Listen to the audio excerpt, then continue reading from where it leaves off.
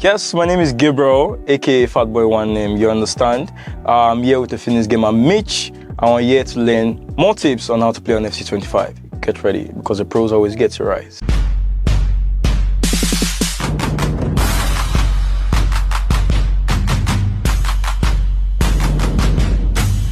Playing FC 25 alone isn't enough. You need pro tips on how to play properly on the game. We're here with Mitch to learn how to play properly, as he is a Phoenix Pro gamer. Mitch, how do you feel about today? How do you feel you're going to the tournaments? Are you mentally prepared? Yeah, I'm mentally prepared. Yeah. Just a few questions, just to pick your brain around how you play. What formation do you feel is more balanced, and how do you feel that formation actually helps you to be competitive in this tournament? Personally, I think 4-4-2 flat. That's my favorite. The traditional formation is very balanced. Very old school. Very old school. Yeah. So, in the 4-4-2 flats, how do your midfielders and wingers operate? Because we see people still attack with their ball. Some people actually sit down, even if they're trying to rely on defensive stability. So, okay. How do your players play in the system for you? Okay, so in my midfield here, I use two different roles, two different instructions. I play one midfielder as a deep line playmaker, and I play the other as a box-to-box midfielder. So there's that balance. One is like someone is actually always coming deep to get the ball. The one is going and coming. So that's something I feel will help players actually, because you feel people actually just going all out attack and still having to. They lose that balance when you're hit on the counter. Is either you say people that play with a very high line. Yeah. Is the midfielders that are nowhere to be found in the frame of the counter attacks. Just going to something else in terms of your the rituals. You see people doing various things. You might call it funny, but it's something that works for each gamer. So, what are your rituals that you feel you implement into the game before any tournaments? I don't know if it's a ritual, but I never eat before a tournament. Wow. I never eat. Food is supposed to give you, they say breakfast is the most important meal of the day. Even if the tournament lasts the whole day, I won't eat the whole day. Wow. That's how I get locked in. Like, I feel like if I eat, I just get comfortable. I don't eat the whole day. People who are spiritual will say you're fasting for the tournament.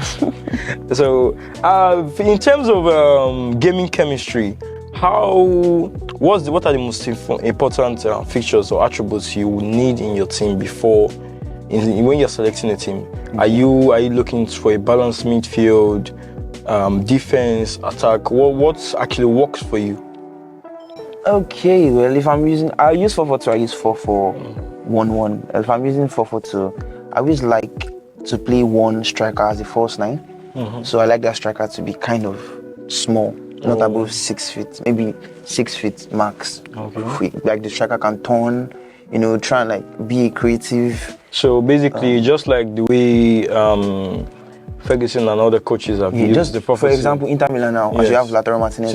I get that balance. That kind of thing, yeah. So, just that, yeah. That's actually. Are there any specific tips that you feel you need to master beforehand, or tips on things like time finishing and precision? Because we've seen a lot of people actually. Because I myself, personally, from experience, when the game first came out, it was really tough arguing to score goals. And even if precision helps, it's also very tough to learn. So, what are the tips you would give gamers on how to perfect that? I would say you should not try learning both of them together. Okay. Like, don't try learning time finishing and precision together. Okay. Learn one before the other. It's like you learn your time finishing first, then you learn your precision separately, and start doing. When you do them separately, and you put them together. That's something I'll be taking in, because I've tried actually trying to use one stone to kill two birds. If you're learning them together, let's say you're trying to time a shot, you understand? You're good at it, so that you can just flinch and maybe you get the timing right, but you don't get the precision right. So that's really good. Yeah, I'll definitely be implementing that into how I play. Lastly, what advice would you give players trying to transition from casual playing, that's playing with your friends, because you know, as people will call it in Nigeria, local champions. Yeah. How do you transition from being a casual gamer to be a competitive player? What advice will you give people? You have to watch the pros. Okay. You have to watch their gameplay. That's why we have you here.